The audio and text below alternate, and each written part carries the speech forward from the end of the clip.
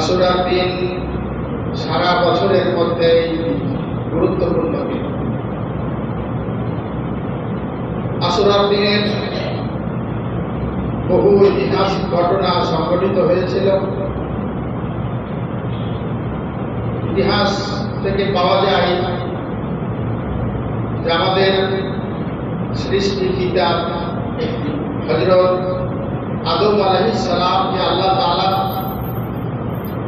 এই 10ই মুহররম আশুরার দিনে আল্লাহ সৃষ্টি করেছিলেন। হযরত নূহ আলাইহিস সালাম সেই প্লাবন, যেই প্লাবনে কোনো জায়গা খালি ছিল না, সব প্লাবিত হয়েছিল। আল্লাহ তাআলা তার প্রিয় নবী হযরত নূহ আলাইহিস সালামের প্রতি দয়া করে সেই তুরস্কের জুদি পাহাড়ে তার জাহাজ ভিড়াইছিলেন। সেই দিনটি ছিল, আর সেই দিন তিনি নাজাত পেয়েছিলেন আল্লাহর সেই মহাবিপদ থেকে। সেই দিনটি ছিল 10ই মুহররম। হযরত ইউনূস আলাইহিস সালাম আল্লাহ তাকে মাছকে দিয়ে খাইয়েছিলেন। সেই মাছ সাগরের মধ্যে চলাফেরা করেছে হযরত ইউনূস আলাইহিস সালামকে নিয়ে। তিনি সদা সর্বদা আল্লাহর তাসবিহ, আল্লাহর জিকির আজকারে ব্যস্ত ছিলেন। ওই মাছের পেটের মধ্যে লা ইলাহা ইল্লা আনতা সুবহানাকা ইন্নী কুনতু মিনাজ জালিমিন। আল্লাহ তাআলা তাকে তার প্রতি দয়া করে তিনাকে ওই মাছের পেট থেকে মুক্ত করেছিলেন। সেটাই ছিল 10ই মুহররম। আল্লাহ তাআলা আইয়ুব আলাইহিস সালামের সেই দুররোগ, দীর্ঘদিন থেকে যে রোগে তিনি ভুগছিলেন, আল্লাহ তাআলা তিনাকে সেই রোগ মুক্ত করেছিলেন 10ই মুহররম। হযরত ঈসা আলাইহিস সালাম জন্মলাভ করেছিলেন এই দিনে, এবং আল্লাহ তাআলা তিনাকে সে আকাশে উঠিয়ে নিয়েছিলেন এই 10ই মুহররম। সম্মানিত ভাইরা, সবচাইতে যেটা আল্লাহ তাআলা কোরআনে কোট করেছেন এবং এই দিনের এত গুরুত্ব বাড়িয়ে দিয়েছেন, সেটি হলো গতদিন আমি বলেছি হযরত মূসা আলাইহিস সালাম। হযরত মূসা আলাইহিস সালাম সেই ফিরআউনের কবর থেকে আল্লাহ তাআলা তাকে দয়া করেছিলেন। আল্লাহ তাআলা কোরআন শরীফে বলছেন, ওয়াইয ফারাকনা বিকুমুল বাহরা, আমি তোমার জন্য মূসা ফারাকনা নদীর পানিকে দুই ধারে করে দিলাম। আর যাইনা তুমি এবং তোমার দলবল সহ তোমার দলের যত লোক আছে তার যাইনা। কোন শব্দটি বহু বচনে ব্যবহৃত হয়? আল্লাহ বললেন যে যাইনা তোমার দলবলের সমস্তকে আমি আল্লাহ আযাব দিলাম, করে পার করে দিলাম। আর এবং আমি ফিরআউনকে এবং ফিরআউনের দলের লোক, ফিরআউনের সমর্থনকারীকে, ফিরআউনের প্রশাসনকে, যত কেউ আছে আমি সবকে ওই রাস্তাটি ডুবিয়ে বাড়িলাম। সুবহানাল্লাহ। আর আমি তো তার আগে যেভাবে ডুবাইলাম, পানিতে পেট মোচা মোচা হয়ে গেছে, আর তুমি ওই নদীর পার থেকে সেই রূপ দৃষ্টিতে তুমি ওই ফিরআউনের দৃশ্য, ফিরআউনের বংশধরের দৃশ্য, ফিরআউনের দলবলের দৃশ্য তুমি দেখছিলে মূসা। তোমার দীর্ঘদিনের কষ্ট, দীর্ঘদিনের নির্যাতন, দীর্ঘদিনের জুলুম আমি আল্লাহ নিমিষে বিনাশ করে দিলাম, মুহূর্তে বিনাশ করে দিলাম। আর ওই সমস্ত জ্বালা, যন্ত্রণা, কষ্ট, দুঃখ, বেদনা সবকিছু প্রতিশোধ করলাম আমি পানির মধ্যে। আর তুমি সেই দৃশ্যটা তাদেরকে কিভাবে সে পানি খাচ্ছে, কিভাবে ডুবছে, বিপদে যখন পড়ে। আমাদের একটা গাইয়া ভাষা আছে, ঠেলায় পড়লে আল্লাহ, হবে আল্লাহ বললাম। তো ফেরাউন খেলাই যখন করলো তখন আমার তো ফেরাউন মুসা মুসা ধরো আমাকে বাঁচাও, আমি মুসায় ভক্তি করে না, আমি আল্লাহ প্রতি মানবে। কত চালাক রাজনীতির চালছে কত আমাদের দেশে, রাজনীতির চাল কত। ওই রাজনীতির চাল খাটাই যে আমি মুসা এবং হারুনের রবের প্রতি মানছি, মুসা আমাকে ধরো, আমাকে বাঁচাও। আল্লাহ বললেন যে না, তোর দিন শেষ, তোর রাজত্ব কত 700 বছরের রাজত্ব তোর খরচ। সম্মানিত ভাইরা, জালিম সরকার জুলুম করতে করতে করতে করতে যখন সীমা অতিক্রম করে, আর যখন জুলুমের কোনো কিছু থাকে না, তখন আল্লাহ ওই জুলুমের অবসান যুগে যুগে করেছে। দেখেন যত নবীর নাম আমি বলবো, এই নবীগুলোর অবসান নবীরা করতে পারেনি, কে করেছে? আল্লাহ করেছে। যিনি দুনিয়ার সর্বশ্রেষ্ঠ মানুষ, সব নবীদের শ্রেষ্ঠ, কি দেখেন মুহাম্মদ রাসূলুল্লাহ সাল্লাল্লাহু আলাইহি ওয়াসাল্লাম, এর মতো সম্মানী মানুষ, এর মতো ভালো মানুষ কোনদিন আসেওনি আর আগামীতে আসবেও।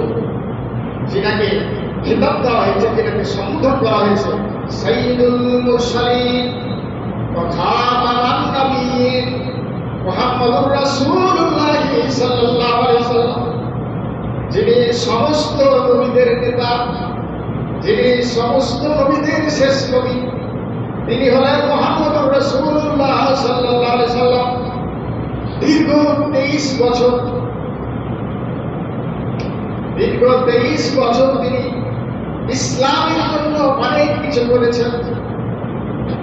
বাড়িঘর ছেড়ে, জন্মস্থান ছেড়ে, সবচাইতে প্রিয় আল্লাহর ঘর কাবা, এই কাবাকে ছেড়ে দিয়ে তিনি মদিনায় এসে 17টি জিহাদে অংশগ্রহণ করে 27টি জিহাদের সেনাপতির দায়িত্ব পালন করে তিনি এই দেশে আল্লাহর এই জমিনে ইসলামকে ছড়িয়ে গেছেন, কোরআনের রাজ প্রতিষ্ঠা করে গেছেন।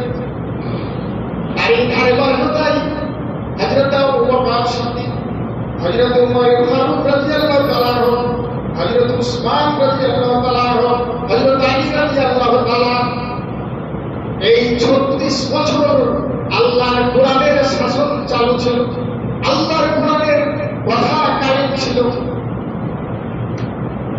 আর 50 বছর যে দিনে জান্নাতের 100 প্রিয় মানে অর্ধশত, তখন অনেক সাহাবী বেঁচেছিলেন। সবচাইতে প্রিয় মানুষ, সবচাইতে দুনিয়ার সম্মানী মানুষের পরিবার এই মুসলমান সমরে বিলাস করে দিয়েছে। সেই কারণ আপনারা শোনেন, ছোট্ট একটা শিশু পানি ঘিরে রেখেছে, পানি দিবে না, এই মুসলমানেরা পানি দিবে না ওই নবী পরিবারকে। হযরত হুসাইন রাদিয়াল্লাহু তাআলা আনহু তিনি বের হলেন পানির তালাশে। ছোট্ট শিশুর আত্মনাদ দেখে তিনি কোরআনের রাস্তা উন্মুক্ত করে পানির জন্য গেছেন। পানি সংগ্রহ করা হয়ে গেছে মত অবস্থায় ওই নবী পরিবারের সবচাইতে প্রিয় সদস্য, যেই সন্তান দিদিকে মুহাম্মদুর রাসূলুল্লাহ সাল্লাল্লাহু আলাইহি ওয়াসাল্লাম মাথা থেকে, গাল থেকে, বুক থেকে, পেট থেকে এমন কোনো জায়গা নাই যে নবী মুহাম্মদুর রাসূলুল্লাহ সাল্লাল্লাহু আলাইহি ওয়াসাল্লামের মুখে চুমা পড়ে না। এই নবীর সন্তানটিকেও এই মুসলমানরা ছাড়েনি শুধুমাত্র স্বার্থ সিদ্ধির জন্য। আর হযরত হুসাইন রাদিয়াল্লাহু তাআলা তিনিও বাতিলের কোন কোরআন বিরোধী কোন আইনের সাথে তিনি আপোষ করেন নাই। রাসূল কি বলেছিলেন আবু জেহেলকে? আবু জেহেল, আমি নবী মুহাম্মদ রাসূলুল্লাহ সাল্লাল্লাহু আলাইহি ওয়াসাল্লাম বলতেছি, জড়িয়ে দাও এক হাতে চন্দ্র অপর হাতে আফতাব, তবু আমি করিব না সত্যের অবলাপ। রাসূল বলেছিলেন, যদি এই দেশের সুন্দরী নারীটা, এই দেশের সবচাইতে ধন সম্পদ বেশি দাও না কেন, এই দেশের সবচাইতে বড় চেয়ার মন্ত্রিত্ব দায়িত্ব দাও না কেন, আমি মুহাম্মদ রাসূলুল্লাহ সাল্লাল্লাহু আলাইহি সাল্লাম বলতেছি, ও আবুজেহেল, তুমি যদি আমার এক হাতে চন্দ্র হাতে দিয়ে দাও, অপর হাতে যদি সূর্য দিয়ে দাও, আমি মুহাম্মদ সাল্লাল্লাহু আলাইহি সাল্লাম বলছি, আমি সত্যের কোনদিন বিরোধীতে যাব না, বিপরীতে যাব না, আমি সত্যের উপরে থাকবো। তারই পরিবারের সন্তান হযরত হুসাইন রাদিয়াল্লাহু তাআলা আনহু, তিনিও এই নানার ধারাবাহিকতায় সাহাবীদের আমিরুল মুমিনিনদের ধারাবাহিকতায় তিনি কোনদিন বাতিলের সাথে আপোষ করেন না। আপোষ না হওয়ায় তিনি সপরিবারে ওই ফুরাতের তীরে কারবালা প্রান্তে তিনি শাহাদাতের মর্যাদা লাভ করেছিলেন। সুবহানাল্লাহ। আমার এই দিন কি ছিল? দশই জুমার মুহাম্মদ রাসূলুল্লাহ সাল্লাল্লাহু আলাইহি সাল্লাম তিনার আত্মীয় উম্মে সালমা রাদিয়াল্লাহু তাআলা আনহা, তিনি স্বপ্নে দেখছেন, রাসূলকে স্বপ্নে দেখছেন, তিনার মুখে ধুলাবালি লেগে আছে, তিনার মুখ মলিন হয়ে আছে। উম্মে সালমা বললেন, ইয়া রাসূলুল্লাহ, ইয়া হাবিবাল্লাহ, আপনার মুখে ধুলাবালি কেন? আপনার মুখমণ্ডল মলিন কেন? কি হয়েছে আপনার? মুহাম্মদ রাসূলুল্লাহ সাল্লাল্লাহু আলাইহি সাল্লাম বললেন, উম্মে সালমা, তুমি কি জানো না? তুমি কি খবর রাখো না? আমার ওই পরিবারের সন্তানগুলো ওই কারবালা প্রান্তরে ঘোরাতে তীরে কারবালার ময়দানে তারা সব পরিবারের শাহাদাত বরণ করেছে। আমি এই ব্যথা বেদনা সইতে না পেরে আমার মুখের এই অবস্থা তুমি কি জানো না? সতর্ক হয়ে না। ইসলাম যুগে যুগে এই ধরনের জুলুম এসেছে, এই ধরনের নির্যাতন এসেছে, মুসলমানের আবার ঘরে দাঁড়িয়েছে। এটা আমার এই দিনগুলো বছরের পর বছর আসে, আমরা ওই মিলাদ মসজিদে একত্রিত হয়ে টুপি মাথায় দিয়ে কি করি? ভাই হোসেন, ভাই হোসেন, ভাই হোসেন, ভাই হোসেন, ভাই হোসেনকে একটু জিলা বিশেষ করে দিয়ে আমরা চলে যাই। আমরা বসে মিলাদ মাহফিল, মিলাদ পড়িয়া নবী সালাম আলাইকা, ইয়া রাসূল সালাম আলাইকা, ইয়া হাবিবি সালাম আলাইকা, সালাওয়াতুল্লাহ আলাইকা। এই রাসূলের প্রতি এই মিলাদ দুরূদ পড়ে নিলাম, আর এই দুরূদ পড়েছিলাম, শেষ করে চলে গেলাম, আর নবীর কথা আমাদের মনে থাকে না, নবীর পরিবারের কথা মনে থাকে না। এনারা ইসলামের জন্য এই অবদান রেখে গেছেন। হাসরের ময়দানে যদি ওই পরিবারের সদস্যগুলো ধরে বসে, ভাইরা, ও ভাইরা, আমার নানা, আমার নানি স্থাবর অস্থাবর যা ছিল সব ইসলামের জন্য বিলীন করে দিয়েছে। আমার নানা সমস্তটা সম্পদ, সমস্তটা অস্ত্র সব ইসলামের জন্য কুরবানি করেছে। আমরাও নানার ধারাবাহিকতায় ইসলামের জন্য জীবন দিয়েছিলাম সপরিবারে। ওই ইসলাম দুনিয়ায় রেখে এসেছিলাম, ওই ইসলামের মূল্যায়ন করাই, ওই রক্তের মূল্যায়ন করাই ভুলে গেছিলাম। দুনিয়া পাওয়াই সব ভুলে গেছে। যদি আল্লাহর দরবারে কাঠগড়ায় দাঁড়ানোর অবস্থায় যদি ওই লোকগুলো বলে বসে কোনো জবাব আছে, আমাদের কোনো জবাব নাই। ভাইরা, ওই জবাব থেকে বাঁচতে হলে আমাদেরকে ইসলামের পথে থাকতে হবে, আমাদেরকে কোরআনের পথে থাকতে হবে, আমাদেরকে নবীর পথে থাকতে হবে। আল্লাহ তাআলার আইন কানুন সেইভাবে আল্লাহ তাআলা নবীরা মানতে বলেছেন, নবী মানতে বলেছেন। সেইভাবে আমাদের মানতে হবে। সম্মানিত ভাইরা, আসুন আল্লাহ তাআলা আমাদেরকে এই 10ই মুহররম প্রতি বছর আসে আর শিক্ষা দেয় যে তোমরা ইসলামের জন্য টিকে থাকো, তোমরা হকের জন্য টিকে থাকো, বাতিলের সাথে আপোষ করিও না, বাতিলের কাছে মাথা নত করিও না, বাতিলের ধারে ধাপ দিও না। প্রতি বছর 10ই মুহররম আমাদেরকে বলে দেয়, প্রতি বছর হুসাইনের পরিবার বলে দেয়, প্রতি বছর মুহাম্মদ রাসূলুল্লাহ সাল্লাল্লাহু আলাইহি ওয়াসাল্লামের পরিবার বলে দেয়, কখনোই তোমরা বাতিলের কাছে মাথা নত করো না। কিন্তু আমরা এগুলো ভুলে যাই। আসল আমরা এই পরিবারকে যদি ভালোবাসতে পারি তাহলে অবশ্যই সাক্ষাৎ হবে। দুনিয়াতে সাক্ষাৎ কার হয়েছে? শাহের বানর ভাই। ওই শাহের বানর সেই ইরানের সেই পারস্য সম্রাটের কন্যা শাহের বানর, সে নবীকে না দেখে নবীর প্রতি মারা গেছিল। নবী মরার পরে আবু বকর খেলাফতের অবস্থায় তিনি ওই জেল খাটতেছিলেন। হযরত ওমর ফারুক রাদিয়াল্লাহু তাআলা তিনার শাসন আমলে তিনি যখন পারস্য বিজয় করলেন, ওই তারাকে বন্দী অবস্থায় তারা 3 বোনকে এবং ওই পারস্য সম্রাটের স্ত্রীকে বন্দী অবস্থায় তারাকে নিয়ে আসা হলো। তিনি যখন ওই শাহের বানুর পক্ষে ওকালত যখন করলো, এই শাহের বানু ইসলামের জন্য তিনি জেল কেটেছে, আর ওই জেলখানা সকল মানুষ ইসলাম কবুল করেছে। এত বড় সেবতা নবীকে ভালোবাসার কারণে, নবী পরিবারকে ভালোবাসার কারণে।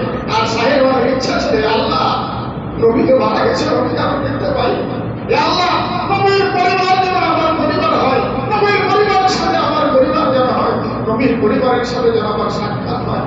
আল্লাহ তাআলা তার দোয়া এমন ভাবে কবুল করেছিলেন যে ওই শাহের বানুর সাথে তার নবীর নাতি হযরত হাসান রাদিয়াল্লাহু তাআলা কি বিয়ে হয়। সেই শাহের বানু ওই পরিবারই ছিল। ভাইরা আমার, সেজন্য আসুন, এরা সত্য নবীকে ভালোবেসেছিলেন, ইসলামকে ভালোবেসেছিলেন। ইসলামকে ভালোবাসার কারণে তাদের এত সম্মান, তাদের এত মর্যাদা। আমরাও যদি ইসলামকে ভালোবাসি, অন্তর থেকে নবীকে ভালোবাসি, নবীর পরিবারকে ভালোবাসি, তাহলে অবশ্যই ওই নবীর পরিবারের সাথে, ওই নবীদের সাথে আমাদের মোলাকাত হবে ইনশাআল্লাহ। আল্লাহ তাআলা যেন আমাদের ওই নবীর সাথে, নবীর পরিবারের সাথে মোলাকাতের ব্যবস্থা করে দেন। সকল বলি আল্লাহু আকবার।